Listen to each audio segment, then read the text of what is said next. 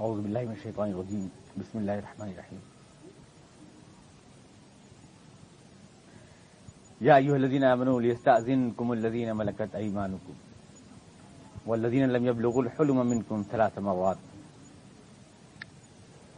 من قبل صلاة الفجر وحين تضعون ثيابكم من الظهيرة ومن بعد صلاة العشاء 3 عورات لكم ليس عليكم ولا عليهم جناح بعدهن طوافون عليكم بعضكم على بعض كذلك يبين الله لكم الآيات والله عليم حكيم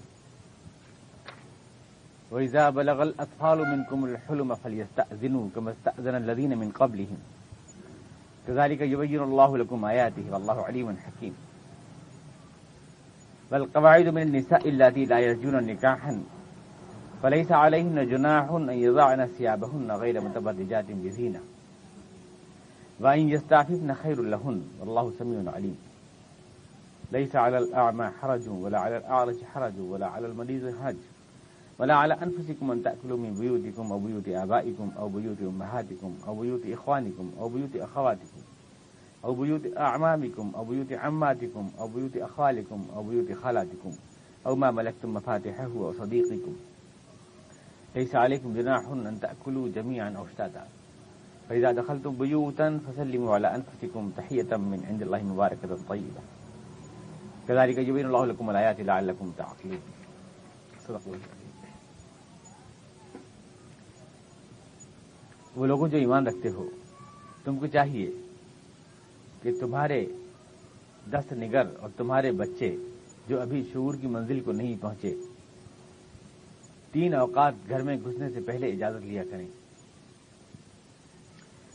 فجر کی نماز سے پہلے، دوپہر میں جب تم کپڑے ہلکے کر دیتے ہو، اور عشاء کی نماز کے بعد۔ یہ تمہارے لیے پردے کے اوقات ہیں۔ اور اس کے علاوہ اوقات میں کوئی اگر آتے ہیں یہ بچے، تو نہ تم پر گناہ ہے نہ ان پر ہے، کیونکہ تم تو ایک دوسرے پر آنا جانا رکھتے ہی ہو۔ اللہ تعالیٰ اس طرح سے ہدایات دیتا ہے کیونکہ وہ جانتا ہے اور حکمت والا ہے۔ اور جو تمہارے بچے شعور کی سرحدوں کو پہنچ جائیں تو وہ اسی طرح سے گھر میں گھسنے سے پہلے اجازت لیا کریں جیسا کہ ان کے بڑے لیتے رہے ہیں۔ یہ اللہ کی ہدایتیں ہیں جو تمہارے لیے وہ واضح کرتا ہے کیونکہ وہ جاننے والا ہے اور حکمت والا ہے۔ اور وہ عورتیں جو گھر میں بیٹھی ہیں اور جنہیں اب شادی کی امید نہیں ہے، کوئی حرج نہیں ہے اگر وہ اپنے چادریں اتار دیں، بشرطے کہ وہ اپنا سنگار نہ دکھائیں۔ پھر بھی اگر وہ تھوڑی حیا برتیں تو بہتر ہے ان کے لیے، کیونکہ اللہ تو سب کچھ سنتا اور جانتا ہے۔ جو نابینا ہیں یا جو معذور ہیں یا جو بیمار ہیں، کوئی حرج نہیں، وہ کہیں سے بھی کچھ بھی کھا سکتے ہیں۔ اور تمہارے پر کوئی حرج نہیں کہ تم اپنے گھر سے یا اپنے باپوں ماں کے نانی یا بھائی یا بہنیں یا چچا یا ماموں یا خالائیں یا وہ جو تمہارے جنہوں نے تم اپنے گھر کی چابیاں دے رکھی ہیں یا تمہارے بے تکلف دوست، ان کے ہاں سے کچھ کھا لو بلا اجازت بھی، تو کوئی حرج نہیں ہے۔ اور اس میں بھی کوئی حرج نہیں ہے کہ تم اکٹھے کھاؤ یا الگ الگ کھاؤ۔ اور جب تم گھروں میں جاؤ تو سلامتی کی دعا دیتے ہوئے جاؤ۔ دعائے خیر جو خدا نے سکھائی ہے مبارک اور پاکیزہ، یہ خدا کی ہدایتیں ہیں، اس لیے تاکہ تم سمجھداری سے کام لو۔ یہ قرآن کی سورہ نور ہے۔ آپ کو یاد ہوگا کہ معاشرتی ہدایات ہیں اس میں۔ بیچ میں ایک آیت استخلاف آ گئی تھی جو تفصیل سے میں نے آپ کے سامنے وضاحت کی اور اس میں بہت سی چیزیں زیر بحث آئیں، لیکن بنیادی موضوع جو تھا اس صورت کا، جو کہ کئی ہفتے اس میں لگ گئے، اس آیت میں 6 7 یا 8 ہفتے لگ گئے، تو اس کی وجہ سے آپ وہ موضوع بھول گئے ہوں گے۔ اس کا موضوع یہی تھا کہ جو معاشرتی ہدایت ہیں، ہم گھروں میں کس طرح سے رہیں اور ہماری معاشرت لوگوں کے ساتھ جو آس پاس ہیں کیا ہو، یہ تھا۔ تو آج چونکہ ہم اس موضوع کو چھوڑ کر ادھر بڑھے ہیں تو یہ تھوڑا سا آپ کو انٹچ لگ رہا ہوگا تھوڑا سا، لیکن میں آپ کو یاد دلا دوں کہ اس کا موضوع یہ تھا۔ تو یہ آج شروع ہوتی ہے ایمان کے حوالے سے۔ اے وہ لوگوں جو ایمان رکھتے ہو، معاشرتی ہدایت سے جوڑنے سے پہلے پھر ایمان کا حوالہ ہے۔ یہ بتانے کے لیے کہ معاشرت میں ہم جو کچھ بھی برتتے ہیں وہ ایمان سے الگ کوئی چیز نہیں ہے، وہ ایمان ہی کا تقاضا ہے، ایمان سے پیدا ہوتی ہے وہ چیز۔ ہم نے یہ سمجھا ہے کہ دین جو ہے کسی لسٹ کا نام ہے، اس سے بڑا نقصان ہمیں ہوا ہے ہماری سوچ کو، دینی سوچ کو۔ ہم نے گناہوں کی کوئی لسٹ بنائی ہے ایک، اور ایک بنائی ہے نیکیوں کی لسٹ، اور اس سے ہم ٹیلی کرتے ہیں کہ کون آدمی کتنا دیندار ہے۔ اس میں 10-5 گناہ ہیں اور 10-5 نیکیاں ہیں بس۔ لیکن دین جو ہے وہ 10-5 گناہوں یا نیکیوں کی لسٹ کا نام نہیں ہے، بلکہ دین پوری زندگی کا ضابطہ ہے جو اللہ نے ہمیں دیا ہے۔ پیدا ہم اکیلے ہوتے ہیں لیکن رہتے ہیں لوگوں کے ساتھ، معاشرت میں رہتے ہیں، اور اسلام کی نظر میں اس کی بڑی اہمیت ہے کہ ہم اپنی معاشرت میں کس طرح سے رہتے ہیں، اپنے لوگوں کے ساتھ ہمارا برتاؤ کیا ہوتا ہے، اور گھروں میں ہمارا رہن سہن کیسے ہوتا ہے۔ تو اسی کی تفصیلات آ رہی تھیں پوری سورہ نور میں، اور بیچ کی آیت آ گئی تھی، اس کے بعد پھر وہیں سے سلسلہ بیان جڑ گیا ہے۔ اس سے پہلے تھا کہ گھر میں گھسنے سے پہلے کیسے اجازت لی جائے اور بغیر اجازت کے گھر میں نہ جایا جائے، اور اگر کوئی چاہتا نہیں ہے آپ کو اپنے گھر بلانا تو زبردستی نہ جائیں، یہ سب باتیں تھیں۔ اور اسی میں پھر یہ تھا کہ عورتیں اپنے آپ کو بچا کے رکھیں، چھپا کے رکھیں، گھر میں کوئی بھی محرم یا نامحرم بھی چلے آتے ہیں، رشتہ دار یا قریب کے یا دور کے بھی چلے آتے ہیں تو ان کے ساتھ کس طرح سے رہیں، وہ پردے کی حدود تھی۔ پھر اسی میں نکاح کی بات آئی کہ نکاح اگر کر لیں تو معاشرے میں عفت اور پاکیزگی پھیل جائے، ہماری نگاہیں پاک ہو جائیں، دل ہمارے جو آلودہ ہیں وہ ختم ہو جائیں، وہ سلسلہ بیان تھا تفصیلات۔ اب یہاں سے پھر وہی معاشرتی ہدایت شروع ہوتی ہیں۔ معاشرت کی اسلام کی نظر میں اتنی اہمیت ہے کہ جن چیزوں کو ہم دین سمجھتے ہیں کئی بار ان کو بھی چھوڑ دینے کے لیے کہا گیا ہے، یعنی معاشرتی حقوق کو ادا کرنے کے لیے، جنہیں ہم دین سمجھتے ہیں نا۔ دین ہمارے یہاں نام ہے چند چیزوں کا، مثلا نماز پڑھنا، روزہ رکھنا، زکوٰۃ دینا، حج کرنا، یہ تو جو دین کے ستون ہیں اس میں ہم دین کو محدود سمجھتے ہیں۔ اور گناہ ہمارے ہاں وہ لکھے ہوئے ملتے ہیں کہ وہ زنا کرنا، چوری کرنا اور وغیرہ وغیرہ۔ اب جب اس لسٹ سے اپنے آپ کو ٹیلی کرتے ہیں کہ ہم چوری تو نہیں کرتے ہیں اور یہ بھی ہم نہیں کرتے ہیں اور نماز پڑھنے بھی جا رہے ہیں، تو ہم اپنے آپ کو سرٹیفکیٹ دے لیتے ہیں کہ ہم پکے دیندار ہیں، کیونکہ ہم نے اپنے آپ کو 8-10 چیزوں میں سمجھ رکھا ہے کہ پورا اللہ میاں کا یہ جو ہے کمپلیٹ ہو جاتا ہے پورا پروگرام جو زندگی کا ہے۔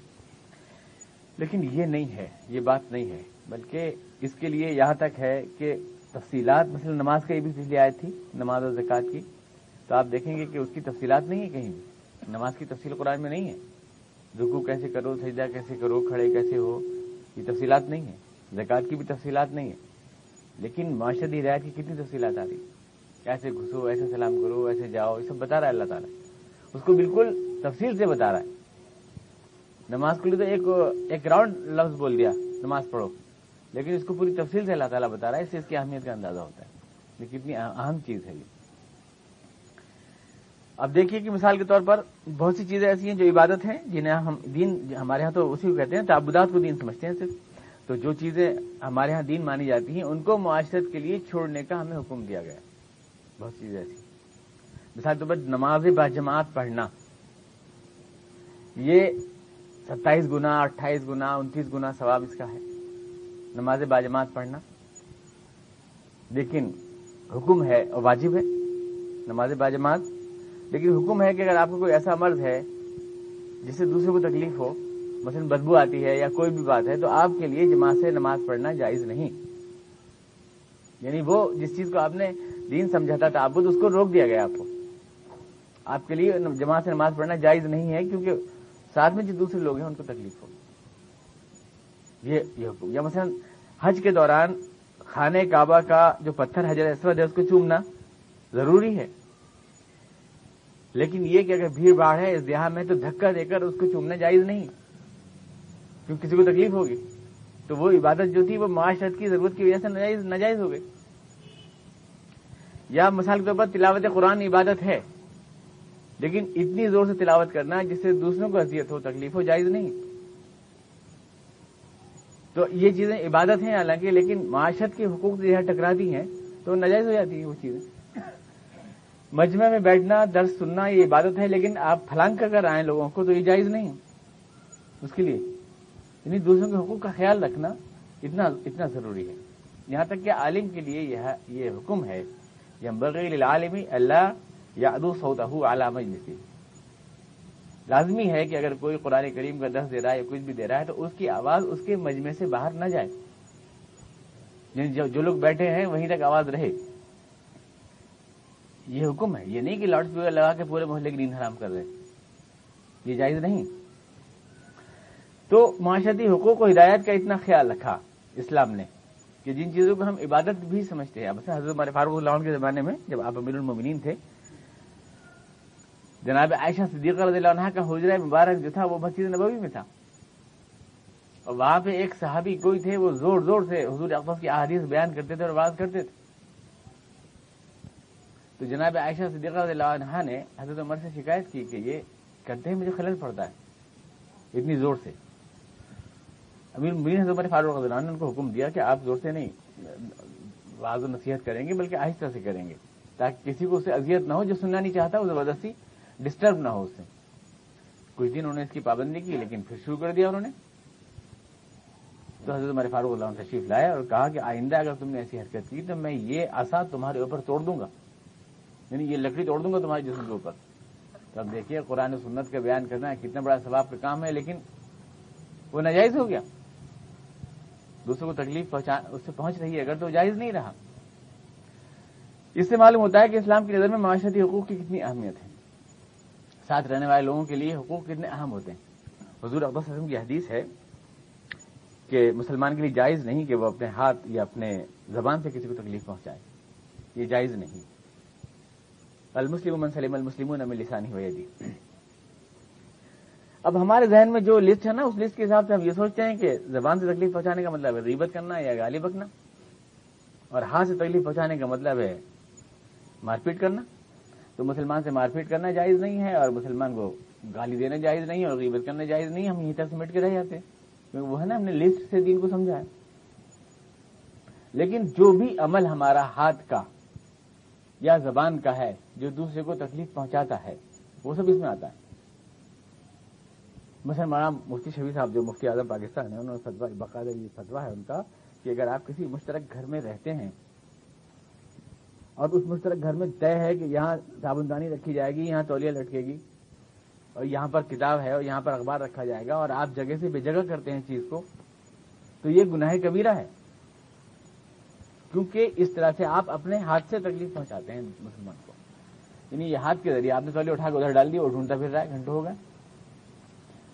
اب اس وسعت کو ہم نہیں سمجھیں گے نا، کیونکہ زندگی میں لا نہیں رہے ہیں اس کو ہم، کہ ایک مشترک میں معاشرت کے جو حقوق ہمارے پر بنتے ہیں اس میں ہاتھ سے تکلیف پہنچانے کا مطلب یہ بھی ہو سکتا ہے۔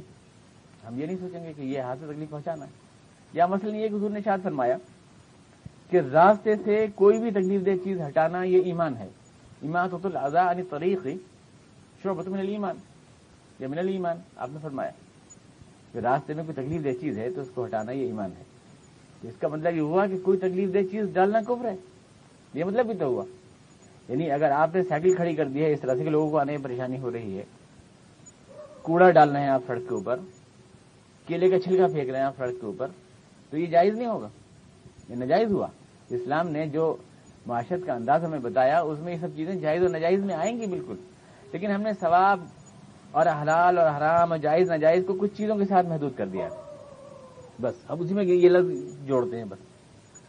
تو اب یہاں پہ عجیب سے لگے گا آپ کو میں کہوں کیلے کا چھلکا سڑک پہ ڈالنا ناجائز ہے، یا مفتی صاحب نے لکھ دیا کہ تولیہ کو ادھر سے ادھر کرنا گناہ کبیرہ ہے، تو آپ کو عجیب سے لگے گا، کیونکہ دین کو جس روایتی انداز میں سنا لسٹ کے حساب سے اس میں تو یہ چیزیں کہیں ہیں نہیں۔ یہ سائیکل کو سڑک دروازے پہ کھڑا کرنا ناجائز ہے، آپ کو عجیب سے لگے گا، کیونکہ اس طرح سے دین کو زندگی کا ایجنڈا بنا کے سمجھا ہی نہیں ہم نے۔ ہمارے یہاں ثواب کا بھی یہی ہے کہ سبحان اللہ کی تصویر پڑھو گے تو اتنا ثواب ہے، سب کو یہ تو بتائیں گے، لیکن کوئی یہ نہیں بتائے گا کہ ٹیپ ریکارڈ میں پلک لگانا میں 10 نیکیوں کا ثواب ملے گا یا 1000 نیکیوں کا ثواب ملے گا، یہ کوئی نہیں کہے گا۔ یا مائک لگانے میں اتنا ثواب ہے، یا اسٹینڈ کھڑا کرنے میں اتنا ثواب ہے، یا پوسٹر چپکانے میں اتنا ثواب ہے، 10,000 نیکیوں کا ثواب ہے۔ اس لیے کہ ہم ثواب اور ان چیزوں کو بریکٹ ان چیزوں کے ساتھ کرتے ہی نہیں، ہم نے جہاں کر رکھا ہے وہاں کر رکھا ہے، 2-4 چیزیں ہیں ان کے ساتھ اپنی چیزیں جوڑ لی ہیں، بس ہم اس کو تصویر کے ساتھ جوڑتے ہیں بس ثواب کی چیز کو، اور کسی میں ثواب ہی نہیں ہے۔ حالانکہ کسی بھی دینی محفل مجلس کے لیے دری بچھانے میں 1 لاکھ نیکیوں کا ثواب ہے، اس کے لیے اسٹول رکھنے میں 10,000 نیکیوں کا ثواب ہے، اور اس کے لیے جو ہے ایمرجنسی لائٹ لگانے میں 20 لاکھ نیکیوں کا ثواب ہے۔ ایسے تو ہم کہہ سکتے ہیں، ایسے بھی تو کہہ سکتے ہیں۔ ہم نے ان چیزوں کو کیوں لمیٹڈ کر دیا انہی چیزوں میں جو ہم کہتے چلے آئے۔ یا ملت کے مفاد کے لیے کوئی بھی اسکیم اٹھانے میں کروڑوں نیکیوں کا ثواب ہے، یہ بھی تو کہہ سکتے ہیں ہم ملت کو مستحکم بنانے کے لیے یا ملت کو عزت کی زندگی دینے کے لیے کچھ بھی سوچتے ہیں تو اس میں اتنی نیکیوں کا ثواب ہے۔ جیسے اللہ کے رسول نے فرمایا کہ تدبر قرآن کریم میں ایک ساتھ کا تدبر جو ہے وہ 60 برس کی عبادتوں سے بڑھ کر ہوتا ہے، یعنی قرآن کریم کو ہم نے بیٹھ کے سمجھا ایک ساتھ تو یہ بہتر ہے 60 برس کی مقبول عبادت سے۔ تو آپ دیکھیے سارے ثواب آ گئے، تو ثواب کو ملٹی پلائی کیجیے، سارے ثواب اس میں اکٹھے ہو گئے۔ لیکن ہمیں جو عادت بن گئی ہے نا چیزیں کہنے کی، تو اس میں وہ کچھ مخصوص اعمال اور مخصوص چیزوں کے ساتھ جوڑ دیں ان چیزوں کا، زندگی کا ایجنڈا نہیں بناتے، زندگی کا مینیفیسٹو نہیں بناتے اس کو۔ تو معاشرت میں اسلام نے ہمیں جو حقوق دیے، جو چیزیں دی ہیں، اب یہ کہ اب اس کا مطلب تو یہ ہوا کہ آپ نے مثلا جلسہ کیا، سیرت النبی کا جلسہ آپ کر رہے ہیں اور نمائش لگ رہی ہے اور بل جھم جھم جھم کر رہے ہیں اور آپ نے جام لگا رکھا ہے، ٹریفک رکا ہوا ہے، لوگ پریشان ہیں، یہ ناجائز ہے۔ آپ سمجھ رہے ہیں سب آپ کے خزانے لوٹ رہے ہیں، آپ مائک لگا کے آپ جو ہے شور مچا رہے ہیں سارے اس میں، اور 12 اور 1 بجے تک جو ہے آپ لوگوں کی نیند خراب کر رہے ہیں، کوئی بیمار بھی ہے، کوئی مریض بھی ہے، یہ آپ ناجائز کام کر رہے ہیں، آپ سمجھ رہے ہیں ثواب ہے۔ قربانی کی آپ نے اور اجڑی سڑک پہ پھینک آئے آپ اور خیر اسلام کا جھنڈا میں نے گاڑ دیا، قربانی کا اسلام کا عظیم عمل دکھا دیا دوسروں کو اور اس پہ اسلام کی عظمت قائم ہو گئی، لیکن اجڑی دیکھ کے تو اسلام کا جو وقار تھا اس کے دل سے نکل گیا غیر مسلم کے دل سے۔ اسے صاحب کہنے لگے کہ صاحب عید جو ہے اسلام کی شان و شوکت کا کیا مظاہرہ ہے، کفار کے سامنے اسلام کی عظمت کا نشان ہے کہ دیکھیے مسلمان ایک آواز کے اوپر جھک رہے ہیں، ایک آواز پہ اٹھ رہے ہیں، اللہ اکبر اللہ لا الہ الا اللہ کے نعرے لگا رہے ہیں، اسے اسلام کی عظمت کتنی قائم ہوگی؟ میں نے کہا بے شک قائم ہوگی، لیکن جب باہر نکل کے آپ اور باہر اوجھنے ڈالیں گے تو وہ عظمت نکل جائے گی ہاتھ کا، وہ تاثر جو ہے آپ کا وہی کا وہی نکل جائے گا، ہم جو کچھ بھی کر رہے ہیں۔ تو معاشرت اسلام سے باہر نہیں، دین ہے وہ۔ قرآن کریم نے کہا ارأیت الذی یکذب بالدین، تم جانتے ہو رسول صلی اللہ علیہ وسلم کہ کون ہے وہ شخص جو دین کو جھٹلاتا ہے؟ فذلک الذی یدعو الیتیم ولا یحض علی طعام المسکین، یہ وہ شخص ہے جو یتیم کو دھکے دیتا ہے اور جو بھوکوں کو کھانا نہیں کھلاتا۔ مطلب معاشرت سے جوڑ دیا دین کو، یعنی دین کا اظہار، دین کوئی لفظوں کی طوطا مینا نہیں ہے یا کوئی پہلی نہیں ہے کہ جو کسی کو اندر چھپی ہوئی ہے دل میں دکھائی نہیں دے رہی، وہ سماج میں سوسائٹی میں دکھنی چاہیے، وہ ہمارے رویے میں دکھنی چاہیے، پبلک کے ساتھ ہمارے ایٹیٹیوڈ میں دکھنی چاہیے، وہ تو وہ دین ہے۔ فذلک الذی یدعو الیتیم، دین کو وہ جھٹلا رہا ہے جو یتیم کو دھکے دے رہا ہے، ولا یحض علی طعام المسکین، اور جو مسکین کو کھانا نہیں کھلا رہا ہے۔ فویل للمصلین الذین هم عن صلاتهم ساہون، تو ان ایسے نمازیوں پر بھی لعنت ہے، اللہ تعالیٰ فرما رہا ہے۔ لیکن نماز کتنی بڑی عبادت ہے، ایسے نمازیوں پر بھی لعنت ہے، الذین هم عن صلاتهم ساہون، جو اپنی نماز کے مقصد سے بھی غافل ہیں، الذین هم یراؤون، جو نیکیوں کا دکھاوا تو بہت کرتے ہیں، ویمنعون الماعون، اور کوئی ذرا سی چیز بھی مانگے تو گرے سے نکلتی نہیں ہوتی۔ یعنی دین کو خدا تعالیٰ بریکٹ کر رہا ہے معاشرتی رویے کے ساتھ ہر جگہ۔ یہ ہے، یہ جو ہے ہمارے ہاں حقوق اللہ اور حقوق العباد کی تقسیم کی جاتی ہے کہ یہ اللہ کے حقوق ہیں، یہ بندوں کے حقوق ہیں۔ میں کئی بار عرض کر چکا ہوں ایسی کوئی تقسیم آپ نہیں کر سکتے کہ یہ اللہ کا حق ہے یہ بندے کا حق ہے، ایسی کوئی تقسیم ممکن ہی نہیں ہے، کیونکہ اب ہمارے ہے نا کہ اللہ تو اپنے حق معاف کر دیتا ہے، بندوں کو تو معاف کرانا پڑے گا، بھائی اللہ کا حق توبہ سے معاف ہو جاتا ہے، بندے کو تو معاف کروانا پڑتا ہے، یہ ہماری تقسیم کر دی گئی ہے، ایسی کوئی تقسیم ممکن نہیں ہے۔ اب مثلا زکوٰۃ کا حکم اللہ نے دیا، آپ نے زکوٰۃ نہیں دی، بتائیے آپ نے اللہ کا حق مارا یا بندے کا حق مارا؟ یا آپ نے چوری کر لی، چلیے بندے کا حق مارا آپ نے، لیکن منع تو اللہ نے کیا تھا نا چوری کرنے سے، تو آپ نے اللہ کا بھی تو حق مارا، اللہ کا بھی تو مارا، اللہ کی بھی تو نافرمانی کی۔ تو ایسا کون سا دنیا میں عمل ہے کہ جو بندے کا حق تو ہے مگر اللہ کا نہیں؟ اور ایسا کون سا عمل ہے جو اللہ کا تو ہے مگر بندے کا نہیں؟ کیونکہ اللہ نے اپنے لیے تو کچھ مانگا ہی نہیں، سب بندوں کے لیے مانگا ہے، اپنے تو کچھ مانگا ہی نہیں اللہ نے۔ اللہ کون دے سکتا ہے؟ کیا دے سکتا ہے؟ کوئی ایسا عمل جو صرف اللہ کے لیے ہے، اس کا بندوں کو فائدہ نہیں پہنچ رہا، ایسا بھی کوئی عمل نہیں، اور جو صرف بندوں کے لیے ہے اور اس میں اللہ کی نافرمانی نہیں ہو رہی، ایسا بھی کوئی عمل نہیں۔ جو چیزیں بھی کہیں اللہ نے کہی ہیں، ہر عمل میں اللہ کا حق بھی مارا جاتا ہے اور بندے کا حق بھی مارا جاتا ہے، دونوں کا حق مارا جاتا ہے۔ لیکن ہم حق کا مطلب نہیں سمجھتے نا، ہم تو یہ سمجھتے ہیں زمین مارنے کا نام جو ہے بندے کا حق مارنا ہے۔ میں کہتا ہوں کہ ٹھیک ہے زمین مار لیا، یہ بندے کا حق مار لیا، اللہ نے تو منع کیا تھا نا کسی زمین مت مارو، یہ تو اس کا حق مارا نا آپ نے، اللہ کا بھی تو مارا حق، یہ اس کی نافرمانی بھی تو آپ نے کی۔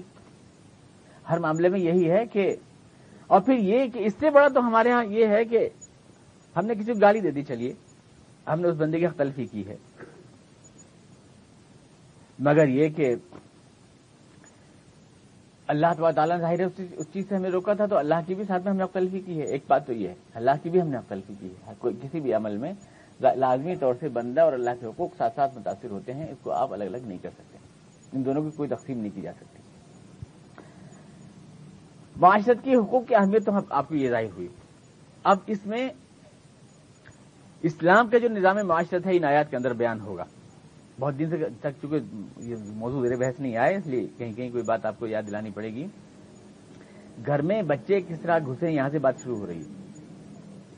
اسلام گھر کا ماحول کیسا رکھنا چاہتا ہے، یہ چیز ہے پہلی بات. گھر کے ماحول پر، گھر کے آنگن پر عورت کا قبضہ ہوتا ہے، اور اسلام نے جو معاشرت بنائی ہے اس میں عورت اور مرد کے دائرے الگ الگ کر دیے ہیں. عورت کو گھر میں رہنا ہے، مرد کو مارکیٹ میں رہنا ہے. مرد کو کما کے لانا ہے، عورت کو نسل کو سدھارنا ہے. اس لیے عورت جو عقائد دیتی ہے، جو خیالات دیتی ہے، جو سوچ دیتی ہے، وہی سوچ رہتی ہے قائم بچوں میں. مذہب کو، دھرم کو یا دین کو کہیں بھی مرد نہیں بچاتے، عورتیں بچاتی ہیں ہر دور میں. ہم کہتے ہیں نہیں یہ چیز گھٹی میں پڑی ہوئی ہے، کہتے ہیں نہیں فطرت میں کوئی بات ہوتی ہے ہم کہتے ہیں گھٹی میں پڑی ہوئی ہے. تو گھٹی کون پلاتا ہے؟ مرد تھوڑی پلاتا ہے. گھٹی تو وہی پلاتی ہے نا، گھٹی میں پڑی ہوئی ہے. ماں کے دودھ کے قطرے کے ساتھ ہم کو خیالات ملتے ہیں. اس لیے اسلام آنگن کی بہت حفاظت کرتا ہے، گھر کے آنگن کی بہت حفاظت کرتا ہے. گھر کے آنگن میں باہر کی گندی ہوائیں آئیں گی تو یہ آنگن گندا ہو جائے گا. اس لیے کچھ حدود لگانا ضروری ہے آنگن میں گھسنے کے لیے. یہاں پر ایسے بے روک ٹوک آنا جانا نہیں ہوگا. یہاں پر عورت و مرد کا ایسا بے محابہ خلا ملا نہیں ہوگا. ضرورتاً جو آتے جاتے ہیں ان کے لیے تھوڑا بہت اجازت ملے گی، اپنے عزت و رشتے دار کے لیے ملے گی، لیکن بے محابہ خلا ملا نہیں ہوگا. یہ آگ اور تیل کا ملاپ نہیں ہوگا. یہ اسلام نے اس کے اندر حدود لگائی اور شرطیں لگائی ہیں تاکہ کوئی سماجی جرائم نہ پیدا ہو. تو ظاہر بات ہے کہ جو اسلام بچوں کو بھی اجازت لینے کے لیے کہہ رہا ہے مخصوص اوقات میں، وہ اس کی کیسے اجازت دے گا کہ محترمہ بیوٹی پارلر جو ہے ہو کے آئی ہیں اور اس کے بعد جو ہے ایک شادی کی محفل کے اندر جو ہے چمچماتی پھر رہی ہیں، اور ان کے ساتھ بیٹھ کر کے کھانے کی محفل میں جو ساقی ہیں وہ کھانا پہنچانے والے ہیں وہ سارے مرد ہیں، اور وہ جو ہے اپنے جو ہے قہقہے چھلکا رہی ہیں. اس کی تو اسلام اجازت نہیں دے سکتا. یہ تہذیب اسلام کی تو نہیں ہو سکتی یقینی طور سے. تو یہاں سے شروع کیا، وہیں سے سلسلہ بیان جوڑ دیا ہے کہ تمہارے جو بچے یا غلام ہیں جو ابھی بالغ نہیں ہوئے، شادی کے قابل نہیں ہوئے. ایک بحث یہ بھی ہے کہ اسلام میں بالغ ہونے کا مطلب کیا ہوتا ہے، کب تک بچہ یا بلوغ الحلم منکم، کب بالغ مانا جائے بچہ اور کب اس کی شادی کی عمر مانی جائے. یہ ایک بحث ہے. ہمارے امام ابو حنیفہ کے نزدیک جو ہے امام ابو حنیفہ ان کے ہاں تو 17 سال کی لڑکی اور 18 سال کا لڑکا ہے بالغ ہونے کی. بعض امام کے نزدیک 15 سال کی لڑکی اور 18 سال کا لڑکا، اس طرح سے عمر ہے جو بتائی گئی ہے. لیکن اس کا جو اور پھر یہی شادی کی عمر بھی ہے. اسلام کے اندر صغر سنی کی شادی کا، چھوٹی عمر کی شادی کا، بلوغ سے پہلے شادی کی پسند نہیں کیا گیا ہے. اسلام حضور نے کی ہے، جناب عائشہ صدیقہ رضی اللہ عنہا سے چھوٹی عمر میں کی ہے، آپ کی خصوصیات میں سے ہے وہ چیز. لیکن بہتر یہی ہے کہ شادی جو ہے شاب یا معشر الشباب، حضور نے فرمایا اے نوجوانوں، من استطاع منکم الباءۃ فلیتزوج، اے نوجوانوں جو تم میں سے شادی کی استطاعت رکھتا ہو اس کو شادی کر لینی چاہیے. جو نوجوانوں سے خطاب کیا آپ نے، یا معشر الشباب، نوجوان. اور نوجوان وہی ہے جو ظاہر بالغ ہو چکا ہے، 15-16 سال کی عمر میں آ گیا، اس کی عمر ہے، اس کی جو وہی اسلام کی معیاری عمر ہے، اسی کو اسلام نے معیاری بنایا اس عمر کو. اب ہمارے ہاں اس لیے تو یہ ہوا تھا کہ جب انگریزوں نے شاردا ایکٹ لائے انگریز، اور 13 سال سے کم عمر کی لڑکی کی شادی کو انہوں نے غیر قانونی قرار دیا، تو ہمارے بھارت کے مولویوں نے اس کو فوراً جہاد کا فتویٰ دے دیا انگریزوں کے خلاف. کہ اسلام نے منع تو نہیں کیا ہے بچے سے، نابالغ سے شادی کو منع تو نہیں کیا ہے، اسلامی روایت موجود ہے، خود حضور نے کیا جناب عائشہ صدیقہ رضی اللہ عنہا سے. تو پھر تمہیں کیا حاصل ہے کہ تم 13 سال سے کم عمر کی لڑکی کو ناجائز کر دو شادی کرنا. تو 500 علماء کا متفقہ فتویٰ تھا کہ یہ ناجائز ہے. جہاد کا فتویٰ دے دیا گیا کہ اسلام میں مداخلت ہے، دین میں مداخلت ہے. اب یہ الگ بات ہے کہ انگریزوں کے ساتھ ہمارے علماء کا ڈبل اسٹینڈرڈ رہا، ان کی تو ہر بات کفر ہوا کرتی تھی، دیسی کوئی کفر نہیں تھا ان کے یہاں. کالا آدمی کافر نہیں ہوتا، گورا کافر ہوتا ان کے ہاں، یہی رہا رواج. چنانچہ ان کے خلاف جہاد کا فتویٰ تھا، مگر یہ کہ پھر ایسے قوانین تو بعد میں بنے. کانگریس نے بنایا 18 سال کی عمر کی لڑکی سے کم کی شادی نہیں ہو سکتی، اس کے خلاف کوئی فتویٰ نہیں آیا. مگر کانگریس کے لیے بڑے مہربان رہے ہمارے علماء، بی جے پی سے زیادہ ناراض ہے، کانگریس سے بڑے مہربان رہے. بی جے پی جب بل لائی مدرسوں کے خلاف یا مسجدوں کے لیے اجازت کے لیے تو سارے چیخ اٹھے یہاں سے لے گئے وہاں تک. اور یہی بل اور اسی لینگویج کے ساتھ جب آیا مدھیہ پردیش میں کانگریس گورنمنٹ لائی تو کوئی بھی کسی آج 1958 سے آیا ہوا ہے، کسی نے کچھ نہیں کہا. کافی مداخلتیں ہوئی مسلم پرسلہ میں، کسی کام میں جو بھی نہیں دیں گی. کانگریس کے لیے بہت زیادہ الاؤنس دیے مسلمانوں نے، علماء کرام نے بہت الاؤنسز دیے. اب مثال کے طور پر آپ کی اراضی جو ہے وہ لڑکی کو نہیں ملے گی، کھیت کی اراضی لڑکے کو ملے گی صرف. کیا یہ اسلام میں مداخلت نہیں ہے؟ اسلام تو دیتا ہے نا، لڑکی لڑکا سب کے حصے مقرر کیے. گھر میں تو حصہ ملے گا پر کھیت میں حصہ نہیں ملے گا. کیا اس پہ کوئی احتجاج کیا کبھی کسی نے؟ کوئی بھی احتجاج نہیں ہوا. یہ تو مداخلت. آپ کی بچی جو ہے وہ کسی بھی غیر مسلم سے شادی کر سکتی ہے، سول میرج کر سکتی ہے، اس کی اجازت ہے. یہ اسلام مداخلت ہے. جو قانون تو وہ ہے جو بائنڈنگ ہو، یعنی ہم قانون یہ کہ نہیں کر سکے. اگر آپ نے اختیار بھی چھوڑ دیا چاہے کرے چاہے نہ کرے تو قانون نہیں رہا. لیکن آپ نے کوئی احتجاج کیا اس کے اوپر؟ کوئی بھی احتجاج نہیں کیا. کانگریس کو بہت الاؤنسز تھے، بہت زیادہ الاؤنسز تھے، اور باقی سب سے ناراض ہے ساری دنیا سے، چاہے وہ بی جے پی ہو چاہے وہ انگریز ہو. بہرحال یہ ایسا ہمارا موضوع نہیں ہے. اس میں یہ ہے کہ جو بالغ نہ ہوئے ہوں ابھی جو بچے ہیں ان کو گھر میں گھسنے سے پہلے 3 اوقات اللہ نے طے کیے کہ اس میں ان کو اجازت لینی چاہیے. ایک تو فجر کی نماز سے پہلے، پرائیویسی کے ٹائم ہے، یہ پرائیویٹ ٹائم ہے، یا دوپہر میں یا عشاء کے بعد. بغیر اجازت لیے گھر میں نہیں گھس سکتے وہ لوگ. جامعہ ہمدرد میں ہم سے ایک صاحبہ نے پوچھا کہ اسلام کا سماجی سسٹم کیا ہے؟ مطلب اسلام جو ہے جوائنٹ فیملی سسٹم کو پسند کرتا ہے یا سپریٹ فیملی سسٹم کو پسند کرتا ہے؟ یہ شادی کے بعد بیٹا الگ ہو جائے بیوی کے ساتھ، یا وہ ایک دادا ہو گھر میں جو بڑا ہوتا ہے پھر وہ گھر کو چلائے، سب لوگ مل جل کے رہیں اور ایک بڑا جو ہے وہ سب کو چلائے. یہ جوائنٹ فیملی سسٹم ہوتا ہے جو بھارت میں رائج رہا ہے. اسلام اس کو پسند کرتا ہے یا سپریٹ فیملی سسٹم کو پسند کرتا ہے؟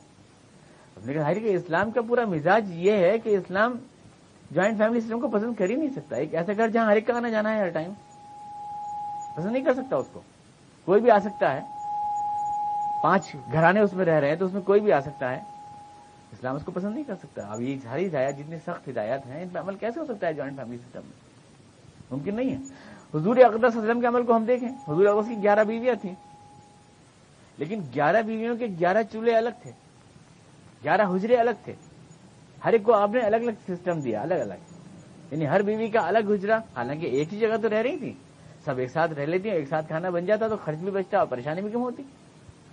لیکن سب اپنا کھانا الگ بناتی تھی، سب کا چولہا الگ تھا، سب کا گھر الگ تھا. اور ایک ہی مسجد میں رہ کر بھی سب کو آپ نے الگ الگ کمرے دیے، الگ الگ نفقہ دیا. صاف ظاہر ہے کہ سپریٹ فیملی سسٹم پسند ہے. ایک عورت کو اپنا آنگن، اپنا گھر اور اپنا چہار دیواری ملنی چاہیے. آپ نے یہ تک پسند نہیں کیا کہ اپنی 11 بیویوں کے لیے بھی ایک چہار دیواری کر لیں، ان سب کے لیے آپ نے رکھی. تو یہ ساری ہدایت ہمیں اس بات کو انڈیکیٹ کرتی ہیں کہ اسلام سپریٹ فیملی سسٹم کو پسند کرتا ہے، نہ کہ جوائنٹ. یہ بھارتی رواج ہے جوائنٹ فیملی سسٹم کا، اور اس لیے اس میں منافقتیں جنم پاتی اور اس میں جنسی بہرہ روی بھی جنم پاتی جوائنٹ فیملی سسٹم میں. جیسے منافقتیں ہوتی ہیں، دل اندر سے جو ہے زخمی ہوتے ہیں لیکن اوپر سے مسکرانا پڑتا ہے. اس فیملی سسٹم میں بہت سی مصلحتیں کرنا پڑتی ہیں، بہت سے زخم ہیں ان کو مسکراہٹوں کے آڑ میں چھپانا پڑتا ہے اور دوسرے کے سامنے ایکٹنگ کرنا پڑتی ہے. یہ ہے سب یہ اسلام کے نظام معاشرے سے ہٹنے کا نتیجہ ہے.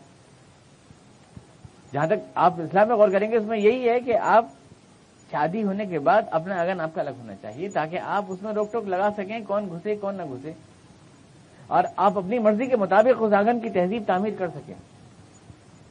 ہر آدمی کی سوچ الگ ہوتی ہے. گھر میں 5 گھر ہیں، کوئی اپنے گھر کو مذہبی بنانا چاہتا ہے، کوئی سیکولر بنانا چاہتا ہے، کوئی چاہتا ہے ہمارے بچے مذہبی انداز میں پرورش رہیں، کوئی چاہتا ہے ماڈرن الٹرا ماڈرن بنے،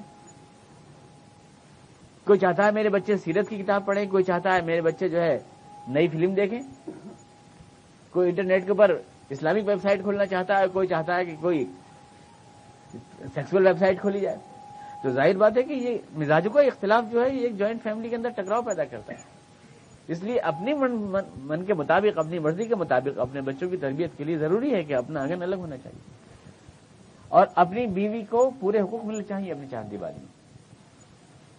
یہ عنایتوں سے پوری طرح سے واضح ہے کہ اجازت لے کر آئیں بچے بھی گھر میں ان 3 ٹائم میں جو دیے، صلاۃ فجر سے پہلے، دوپہر میں اور عشاء کے بعد. صلاۃ عورات لکم، یہ تمہارے لیے پردے کے اوقات ہیں، تمہاری پرائیویٹ. ہمارے اصل میں معاشرتی حقوق کا تصور جیسے میں نے کہا نا دین سے نکال دیا ہم نے ان چیزوں کو. آپ لطیفہ سمجھیں گے لیکن یہ حقیقی واقعہ ہے کہ ہمارے علی گڑھ میں بنی سیلان میں ایک صاحب رہتے تھے، بڑے دیندار، بڑے مذہبی اور بڑے 5 وقت کے نمازی. اوپر رہتے تھے اور نیچے ایک کرانے کے ایک صاحب رہتے تھے. تو صبح کو دروازہ کھٹکھٹا کے ان کے فجر کی نماز کے بعد کہنے لگے کہ وہ میں نے دیکھا کہ رات آپ جو ہے بڑی جلدی جلدی تہجد پڑھ رہے تھے. حضور نے منع فرمایا، اتنی جلدی کوے کی طرح ٹھونگے ماننا منع ہے، ایسے نہیں پڑھنی چاہیے، نماز ٹھہر کے پڑھنی چاہیے. تو یہ کہنے لگے کہ اس سے پہلے کہ میں اپنے عمل کی وضاحت کروں آپ یہ بتائیں آپ نے میرے آنگن میں جھانکنے کی کیا وضاحت کریں گے؟ رات کے 2:30 بجے آپ میرے آنگن میں کیوں جھانک رہے تھے؟ وہاں میری بچی بھی تھی، میری بیوی بھی تھی، یہ سب سو رہے تھے آنگن میں پڑے ہوئے، آپ اس آنگن میں کیوں جھانک کے کیا کر رہے تھے؟ یہ کہاں تک میرا جلدی جلدی نماز پڑھنا زیادہ بڑا گناہ ہے یا آپ کا میرے آنگن میں جھانکنا زیادہ بڑا گناہ ہے؟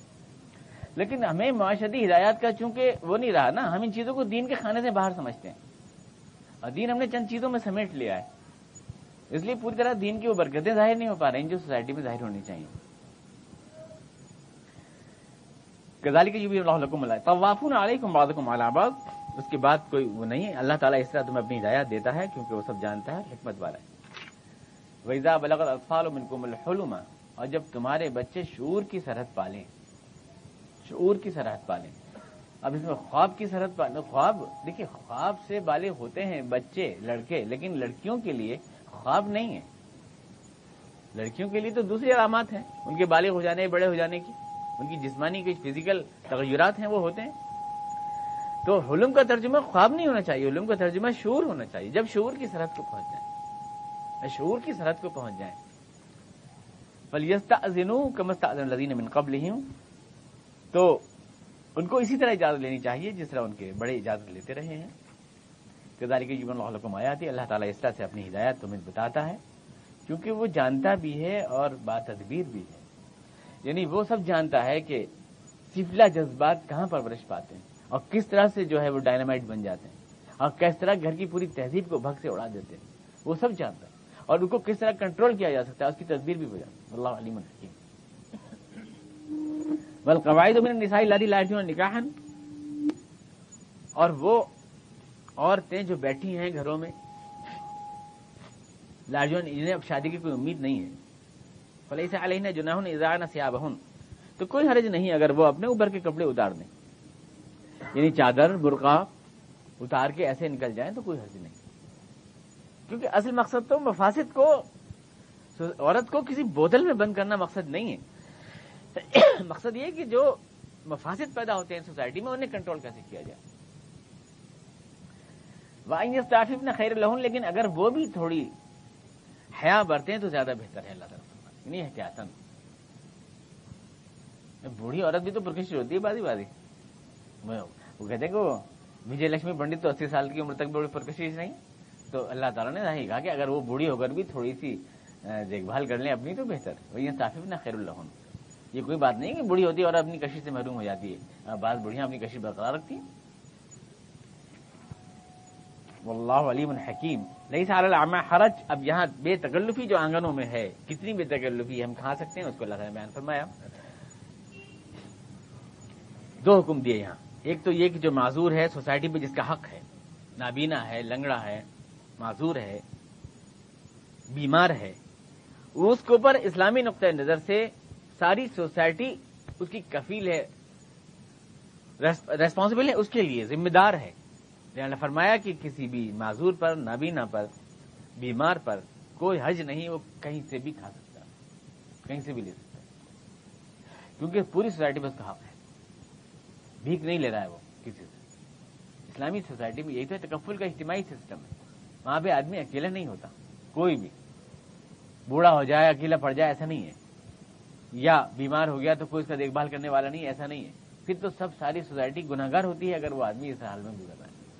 اجتماعی کفالت کا سسٹم ہے اسلام میں، اگر اس کو آج کا کمیونسٹ نظام سمجھ لے تو دیکھے گا اسلام نے کہیں بہتر بندوبست کیا ہے ان کے مقابلے، بوڑھوں کا، بیماروں کا، وہ ہماری سب کی ذمہ داری میں آ جاتے ہیں ایسے سارے لوگ۔ کوئی بھی عورت طلاق کھا کر اگر جائے تو آج ہماری سوسائٹی میں سوال کھڑا ہوتا ہے کہ کہاں جائے، وہ کس کے پاس جائے، لہذا وہ بڑی مہربانی کھا کے ہماری گورنمنٹ نے اس کے لیے 125 روپے مہینے کا وظیفہ مقرر کر دیا ہے۔ 125 روپے کے مہینے میں وہ خرچہ بھی اتار لے گی، پورا گھر کا خرچ کر لے گی، اور اس کے بعد اپنے سابقہ شوہر کا احسان بھی لیتی رہے گی، اور اس کو جو ہے ہماری گورنمنٹ مان رہی ہے کہ ہم نے بہت دیا کر دیا عورت کے اوپر، اس کے بٹوے سے بنی رہے گی جس سے اب تک اس کا کوئی تعلق نہیں رہا، اپنا کوئی نہیں رہا، جو اسے طلاق دے چکا اس کے بٹوے سے بنی رہے گی عورت، اور باقاعدہ وصول کرنے کے لیے 125 روپے اس کے گھر جایا کرے گی، اور اس کے بعد اس میں کرپشن کے کتنے امکانات ہیں آپ سوچ سکتے ہیں۔ طلاق کے بعد بھی جو عورت جو ہے شوہر کے در کے چکر لگا رہی ہے وہ کہاں تک اپنی عزت کی حفاظت کر سکتی ہے، جو کہ سابقہ بیوی بھی ہے، آپ اس کو سوچ سکتے ہیں۔ اسلام اس کو تو اجازت نہیں دے گا، یہ بہت بڑی عقل مندی لگ رہی ہے یہ چیز۔ اسلام نے اجتماعی کفالت کا سسٹم قائم کیا ہے، پوری سوسائٹی ذمہ دار ہے، کوئی بے سہارا نہیں رہنا چاہیے، کوئی حرج نہیں ہے ایسے لوگوں پر۔ اور یہاں دوسرا حکم دیا کہ ولا علی انفسکم، اور تم پر کوئی حرج نہیں ہے اس بات میں کہ تم اپنے گھر سے کھاؤ یا ان لوگوں کے گھر سے کھاؤ، ایک ہے، جیسے تمہارا گھر ویسے ان کا گھر۔ کون کون ہے یہ لوگ؟ تمہارا اپنا گھر، تمہارے باپ کا گھر، اولاد کو نہیں کیا اللہ نے ذکر، اس میں اولاد کا تو گھر ہے ہی اپنا گھر، اس میں تو کہنے کی ضرورت ہی نہیں۔ تمہارے باپ کا گھر، تمہاری ماں کا گھر، تمہارے بھائیوں کا گھر، تمہاری بہنوں کا گھر، تمہاری پھوپھیوں کا گھر، چچاؤں کا گھر، ماموں کا گھر، یا جو لوگ تمہیں ذمہ دار بنا دیں، چابیاں دے دیں گودام کی تمہیں کہ تم اس کے مالک، اس میں تم نے کھا لیا کچھ، کوئی حرج کی بات نہیں ہے اس میں کہ تم اس میں کچھ بلا اجازت کھا پی لو، اس میں کوئی حرج کی بات نہیں۔ لیس علیکم جناح ان تاکلوا جميعا واشتاتا، اور اس میں بھی کوئی حرج نہیں ہے کہ تم اکٹھا کھاؤ یا الگ الگ کھاؤ، اسے معاشرتی ہدایت دے رہا ہے اللہ تعالیٰ۔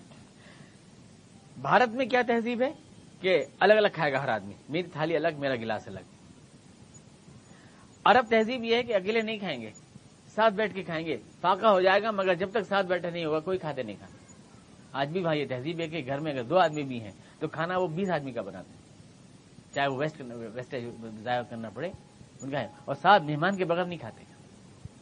اور یہاں پر جو ہے باپ الگ تھالی میں کھا رہے ہیں، بیٹا الگ تھالی میں کھا رہا ہے، یہاں پر یہ رواج ہمارے یہاں جو چھوت چھات کا سسٹم ہے جو ہر چیز میں ہمیں دکھائی دیتا ہے، یہاں پر برہمن واد نے ہر چیز میں یہ سیپریشن قائم کیا ہے۔ اب یہ یوں کر کے جو کرتے ہیں نا، یہ ہمارے تو سلام بتایا اللہ نے کہ مبارکتن طیبہ، ان کا یہ ہے یوں کر کے، یہ کیوں ہے؟ آپ سوچتے ہو ہاتھ جوڑ رہے ہیں، بے سرابہ نیاز بن گئے، یہ جھک گئے، بڑی تواضع ہے صاحب ان لوگوں میں۔ ایسے ہمارے خان صاحب نے ایک بار کہا عید خان ہم سے کہ بڑی تواضع ہے ان لوگوں میں، ہاتھ جوڑتے ہیں، ہاتھ نہیں جوڑتے ہیں یہ اس ڈر سے کہ کہیں ہاتھ نہ ملانا پڑے کسی سے، اس لیے دور سے دور ہو جاتا ہے کہ کسی اچھوت سے، کسی ہریجن سے، کسی دلت سے ہاتھ نہ ملانا پڑے، اس لیے دور سے الگ کر لیتے ہیں اس کو ہاتھ، کیونکہ بھیا تم سے بھر پائے، ہم ہاتھ نہیں ملائیں گے تو ہو گیا کام، یہ ہوتا ہے۔ اس کے پیچھے یہ مینٹلٹی ہے، جو الگ کھاتے ہیں لوگ وہ ہاتھ کیسے ملائیں گے دوسرے؟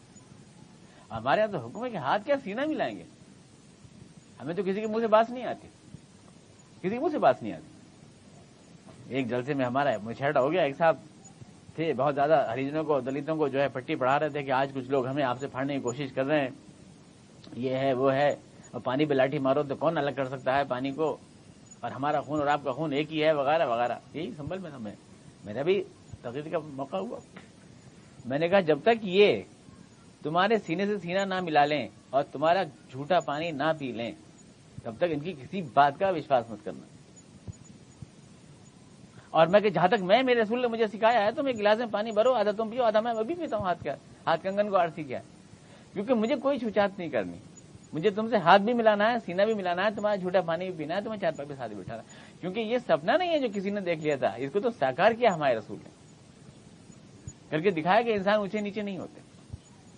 ہمارے ہاں ساتھ بیٹھ کے اللہ نے فرمایا ساتھ بیٹھ کے کھاؤ، اکیلے کھاؤ کوئی فرق نہیں پڑتا، اکیلے بھی کھا لیں گے، اکیلے ہوں گے تو ساتھ بھی کھائیں گے، ساتھ ہوں گے تو ہمارا نہ دھرم بھرشٹ ہوتا ہے اور نہ ہماری صحت متاثر ہوتی ہے، ہم تو محبت کے لوگ ہیں، اور اسی محبت کے سہارے تو دل جیتا ہم نے اس ملک کا، ورنہ کہاں چند لوگ آئے تھے یہاں کی خاک میں رمل کے رہ جاتے، کوئی پوچھتا بھی نہیں، پر یہاں کے لوگوں نے پہلی بار دیکھا کہ یہ لوگ تو کھلے دل کے، نہ کھانے میں کوئی پرہیز ہے، نہ ملنے جلنے میں کوئی پرہیز ہے، نماز بھی پڑھتے ہیں تو کوئی امیر غریب کا فرق نہیں، ساتھ بیٹھ کے پڑھتے ہیں، سب اجتماعی سسٹم ہے، ہر ایک کے دکھ میں سب شریک، ہر ایک کے سکھ میں سب شریک، اتنا پرکشش یہ معاشرہ تھا کہ یہاں والوں کا دل جیت لیا اس معاشرے نے، اور اس کی وجہ سے اسلام جو ہے پھیلتا چلا گیا جیسے کہ شبنم پھیل جاتی ہے پورے ماحول پورا اس طرح سے. یعنی اگر توجہ کی جا سکتی تو یہی ہے اسلام کی اشاعت کی اس ملک میں کہ محبت، اسلام کا مطلب ہوتا ہے سلامتی،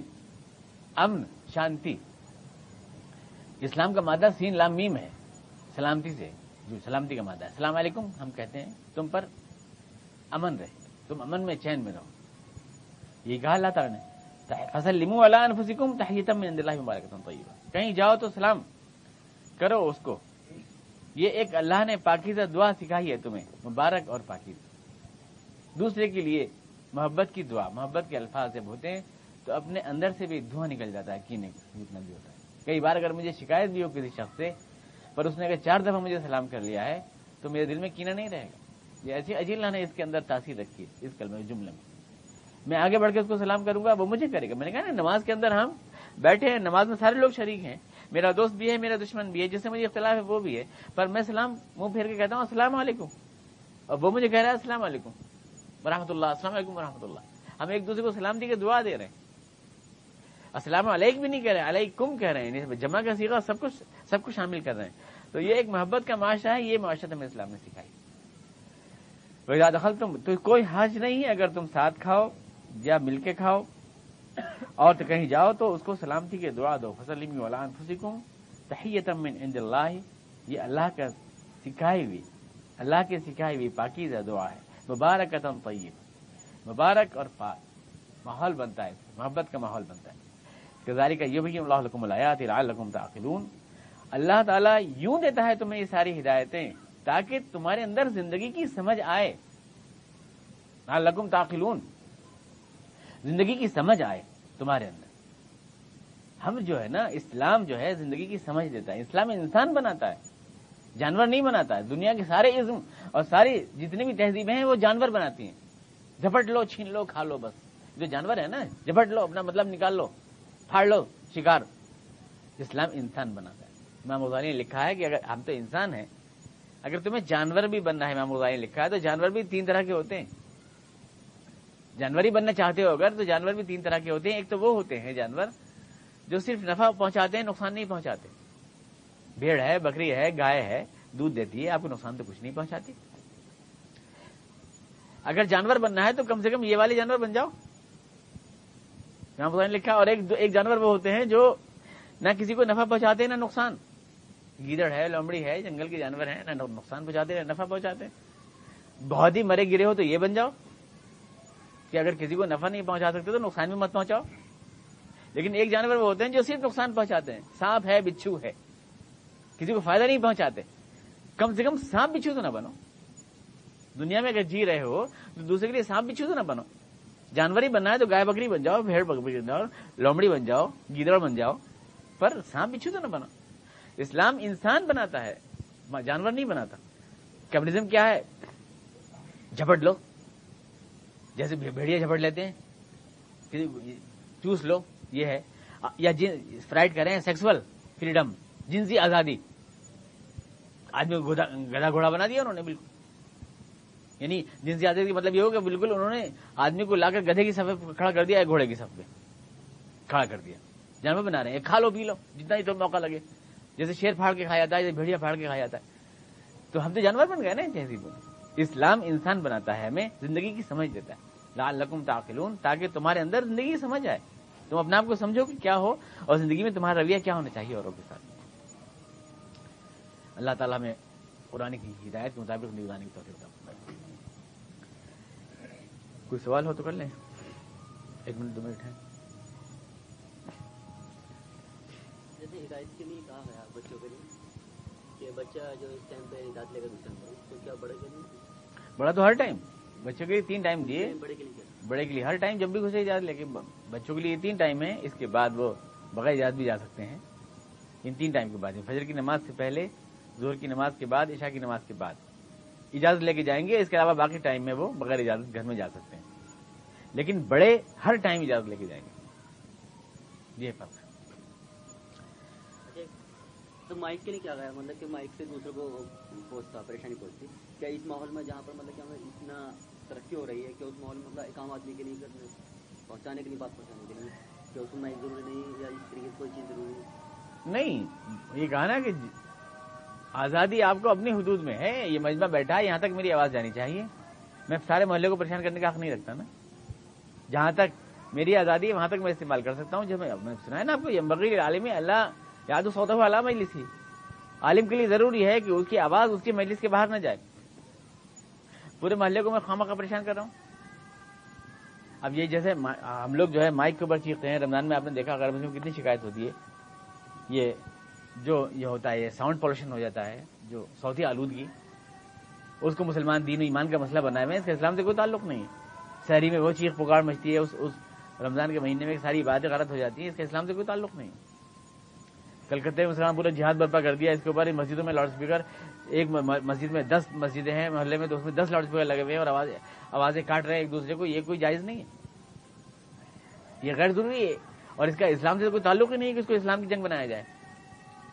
ساؤنڈ پولوشن جو ہے وہ اسلام نہیں ہے، غیر ضروری طور پر یہاں پر سیرت کی وجہ سے ہو رہے ہیں، میلاد شریف ہو رہا ہے 12 بجے 1 بجے، یعنی بھی سلام علیکم ہو رہی ہے 1 بجے، آدمی کا پریشان ہے، کوئی دل کا مریض ہے، کوئی ہارٹ اٹیک ہے، کوئی پرابلم ہے، وہ ہو رہا ہے، اس کو کہا گیا اپنی آزادی کے حد میں، اپنے مجمع کی حدود میں، جیسے ابھی اس کیمپس میں آپ بیٹھے ہیں، یہاں پر کوئی حد نہیں، آپ مائک لگائیے، لاؤڈ اسپیکر لگائیے، کچھ بھی کیجیے، کوئی حد نہیں ہے، وہ ہے نہیں، وہ شیکسپیئر چھڑی گھما رہے تھے، تو چھڑی گھمائی ایک آدمی کی ناک کے اوپر لگی چھڑی، تو اس نے اعتراض کیا کہ میری ناک پہ لگ گئی ہے آپ کی چھڑی، تو انہوں نے کہا کہ میں چھڑی گھمانے میں آزاد ہوں، آپ روک نہیں سکتے مجھے، تو اس نے کہا آپ کی آزادی وہاں پر ختم ہو جاتی ہے جہاں سے میری ناک شروع ہوتی ہے،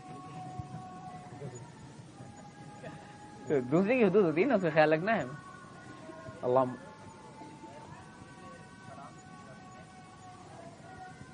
غیر مسلموں کے لیے اوائڈ کریں، لیکن کرنا پڑے تو کر جائیں، کیا ہے، حضور نے کیا ہے، اوائڈ کریں، سلام کہتے ہیں، خالی السلام علیکم، السلام علیکم رکھیں، سلام کہتے ہیں، سلام، اور سلام کرے وعلیکم کہہ دیجیے بس۔ اور اگر آپ کو سلام علیکم ہی کہنا ہے تو آپ یہ نیت کر لیجئے کہ دنیا میں سکھ شانتی سے رہیں ہم اور آپ، سلام کا مطلب شانتی تو ہے نا، آخرت کا کوئی بھی چیز زیر بحث نہ لائیں اس میں، اس تعبیر سے آپ سلام کر لیں، کوئی حرج نہیں، نہیں ادا کر لو تو سمجھ جائے گا کہ اس میں کوئی کوڈ ورڈ،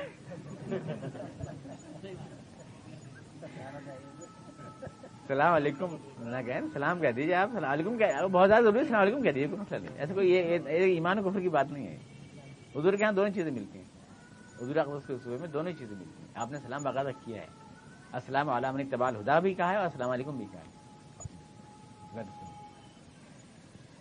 اللهم صل على محمد وعلى ال محمد كما صليت على ابراهيم وعلى ال ابراهيم اللهم بارك على محمد وعلى ال محمد كما باركت على ابراهيم وعلى ال ابراهيم ربنا اننا ظلمنا انفسنا وان لم تغفر لنا وترحمنا لنكن من الخاسرين سبحان ربك رب العزة عما يصفون وسلام